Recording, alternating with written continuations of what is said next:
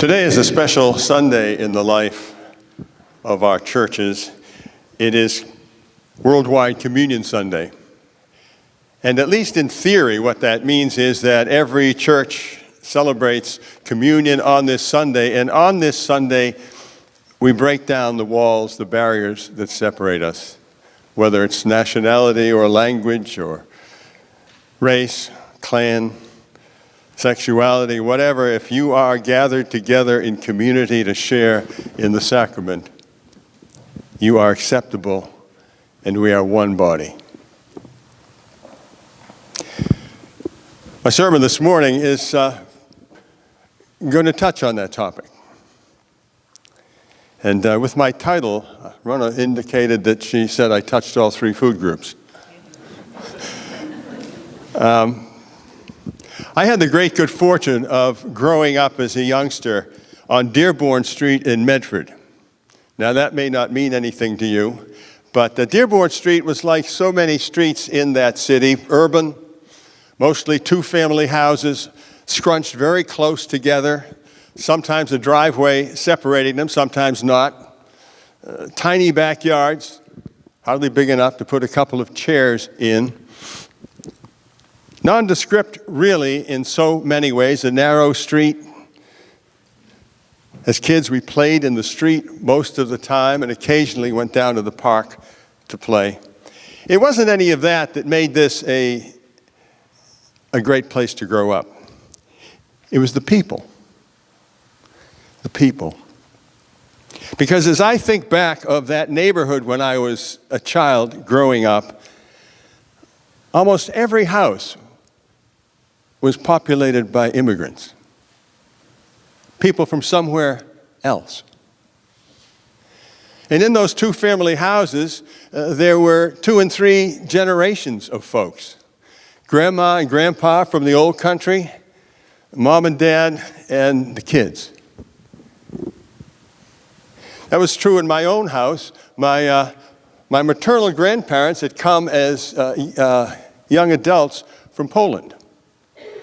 And as a kid growing up, when I would go upstairs to see Nana and Pa, the language was Polish, and when we were downstairs on the first floor, since my dad was a crusty old Yankee, English was the only language allowed. Much to my disappointment. But as I think of all the houses on that street and all the people who live there, the variety, the diversity is what really catches you. Because there were so many different first and second generation nationalities on that one little street. I've often in my mind kind of gone house by house. Italian, Syrian, Armenian, Jewish, Italian, had several Italians. Then there was the Polish, my grandparents. And then up the street, there were the Lithuanians. And down the end were the Russians. And then there were the folks from French Canada. And the folks from, I guess, English Canada, who came from New Brunswick. But as you go up and down the street, so many were immigrants into this country. And yet, as kids growing up, that didn't make a lot of difference to us. I mean, the one question we asked of the kids in our neighborhood was, can you hit the ball? And that's pretty much the most important thing. We played together, all of our games. And we didn't care where your parents or your grandparents came from. Next door to us, for 2 or 3 years, we even had a black family, which was the neighborhood joke, the blacks are living next door to the blacks. But we had such a variety of people. And somehow, and maybe it was through kind of Pollyanna-ish eyes of childhood, we seemed to all get along. We seemed to all be able to do whatever we did, play together, laugh together. You could walk down the street on a summer day and people sitting on front porches, and you could hear 6, 7 different languages being spoken. But the thing that brings that neighborhood back to memory most is the aromas. In the summertime, this was before air conditioning was really popular, and most of us couldn't afford it anyhow. In the summertime, people left all their windows open. And as you walked by houses at supper time, the aromas, so many different cultures, so many different countries, they still come to mind as I think of the fried chicken next door. And as I think of my grandfather's homemade kielbasa and sauerkraut. Now, all the aromas weren't great. The McKinnons up the street did corned beef and cabbage. But the aromas. And I think especially across the street, Mrs. Kaljikian and her stuffed grape leaves, simmering in that sauce with allspice.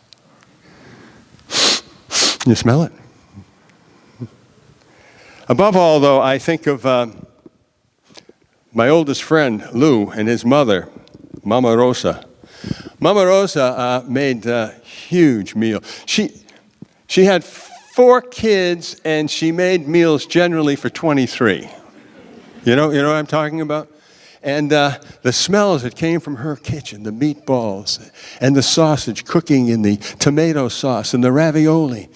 And very often I would try to plan to be in front of Lou's house around supper time so that I might get an invite. Because that was something we did in the neighborhood. We invited everybody in. If you were playing with someone and it was supper time, you're going to stay, aren't you? And whether it was my grandfather's sauerkraut and kielbasa, or whether it was the fried chicken, or whether it was whatever it was, you shared it. It was our introduction to culture, different cultures, different ways of being and living in the world. And I still think of that. What a powerful lesson that was. Because food, isn't it interesting? Food had its own way of telling us that we were different. All those different foods. But food had a way of telling us that we all belonged together when we were invited to sit at table with each other. It was the food that brought us together. It was the food that reminded us where we came from.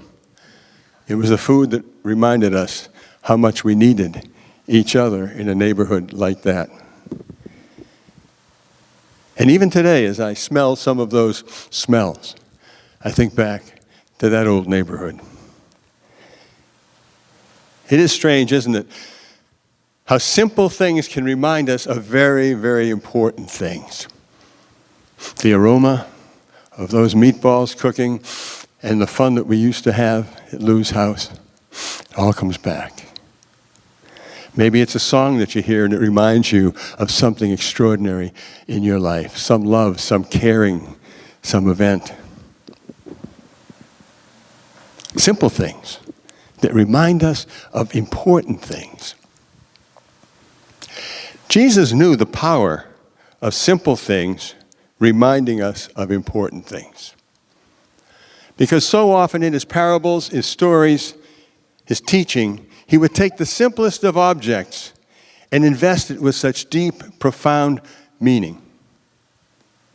For example, salt. Remember? You are the salt of the earth, he told his disciples. They were struggling. They needed to know what it was he was asking them to do when he sent them out to teach, to preach, to share life with people in the communities, the villages all around. What is it we're supposed to do? And he said, well, you're the salt of the earth. Well, what does that mean? Well, you know what salt does, don't you?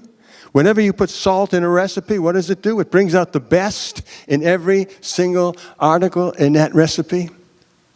It brings out the best, the most pungent, the most flavorful in every single ingredient. And if you're the salt of the earth, what's your task? To bring out the best in one another, isn't it? To bring out the best in the people around you. And when he sent his people out, that's what he was telling them to do. Be the salt of the earth. Bring out the best in everyone you meet. You think they ever forgot that? A pinch of salt? I don't think so. And when they were worried, saying, what are we going to do? How are we going to eat? We're out here with no money. Lord, what are we going to do? And he would stop and say, consider, look, the lilies of the field. They neither reap nor sow, and yet all of Solomon in his wealth was not arrayed in such grandeur as these. What are you worried about? God is with you. You think they forgot that? That beautiful lesson of the lilies of the field, that God is always with you. Our gospel lesson today, part of it comes from the 17th chapter of Luke. The disciples were concerned that their faith wasn't strong enough for the tasks ahead. They were afraid that their faith was not going to carry them through with enough power. And so they said to Jesus, Master, increase our faith. And you remember what he did? He reached down into the sand in the street and he picked up a mustard seed. Now, you know, in that part of the world, mustard bushes are all over the place, and especially in the winter, the wind blows the little mustard seeds everywhere. They're just everywhere. You look, there's a mustard seed, and he picks up this little tiny mustard seed, and he says, if you have faith, even the size of this mustard seed, well, you could tell that big mulberry bush over there to go into the ocean, and it would follow your instructions. Well, of course, he's exaggerating, but what's he saying? A tiny bit of faith can move mountains, can change lives, can transform us and the world around us. And anytime you see that little mustard seed, be reminded that's all you need, that faith for your own life and the lives of others. So Jesus loved to use these simple, everyday examples to make powerful points. And nowhere did he use it more than when he was talking about food and eating. Have you ever noticed how many times in the gospel stories there's an important point being made around the table? The power of food coming together to transform lives. In Jesus' time, who you ate with made a huge difference. The rich would never eat with the poor. The powerful would never eat with the less powerful. It was a sign of status who you went with. The religious wouldn't eat with the non-religious. And if someone had some kind of an infirmity, you wouldn't want to eat with them because the infirmity was probably a sign of God's dislike of that person or his family. And so you'd never want to spend time with them. So the people you ate with made all the difference. You only tried to eat with your betters or those who were the same as you, never the lessers. And certainly you never wanted to eat with people you thought were sinners.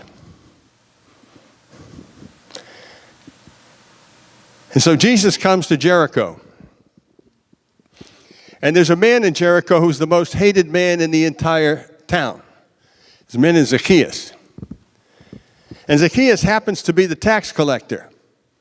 Well, he's also crooked, because if you owe 10 drachmas, he'll collect 12 and pocket the other 2. Much hated. Everyone hates him in the town. He's a short little guy, about so tall. And in his deep heart of hearts, Zacchaeus knows that what he's doing isn't the right thing, and he wants to change. But how do you change? Well, he hears that Jesus is going to come to Jericho, and so Zacchaeus runs out to see just what all this commotion is, and maybe, who knows what will happen. And he runs out, and he's so short he can't see because the crowd is around Jesus. So what does he do? This little man who's so hated, this little man who can at a whim call out the Roman soldiers to take away your property if you don't pay your taxes. This little man climbs a tree. And when Jesus comes, Jesus looks up and he sees Zacchaeus, this hated man, in a tree. Everyone is laughing, pointing their fingers at him, and Jesus says, Zacchaeus, come down. And Zacchaeus comes down. And Jesus says loud enough for everyone to hear, I'm coming to your house for dinner tonight. And what he's saying is no one is beyond redemption. Everyone can be forgiven. It's time for you to change. Let's go eat. You see how he used that simple story? What do you think the people in Jericho thought when he said, Zacchaeus, I'm going to have dinner with you tonight. I'm going to sit at your table. You see the power of that one little symbol. And how often he did that. How often he ate with people that others wouldn't eat with. Or ate with them in different circumstances. How he went and ate with the women. The women were supposed to be serving, weren't they? They were in the back. Mary, Martha, come on out here. Eat with us. Share with us. You see what he was saying with that simple meal, that simple invitation was, we're all children of God. Nobody's special. We're all special. So Jesus used the power of that meal. In fact, what was the last thing he ever did with his disciples? He had a meal. Yeah, the Last Supper. The last thing he wanted to do with them, the last thing he wanted them to see him do was to break bread with them and share life with them. Because in that Last Supper, they would never forget his love for them, their love for him, and what their task would be. I didn't realize it, but maybe eating the ravioli and the sauerkraut, maybe that was an act of holiness, wasn't it? Maybe coming together from so many cultures and traditions, we were in fact doing something extraordinary, binding us together. Kids, but binding us together around that table. And so, as we come together today for this worldwide Communion Sunday, when you look at the table, that's very beautiful, by the way. Very nicely done. But when you look at the elements of the table, what is it? Some chunks of bread, a little bit of grape juice, nothing special. But when we come together and share it one with another, it makes all the difference. Because we come together to reaffirm the fact that we are all children of God, beloved of God, and that God is present with us. The one great thing about this table that always stays with me is in our invitations we always say, everyone is welcome. Whether you're Zacchaeus or one of the ladies in the kitchen, come on out.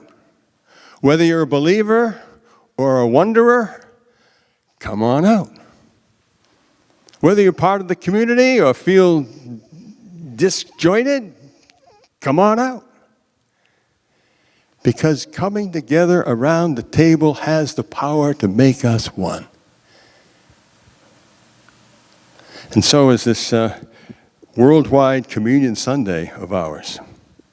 When we take the bread together, when we drink the cup together, we become one body, one people. The walls tumble down. We're together in this. Sauerkraut, fried chicken, ravioli. Smells good, doesn't it?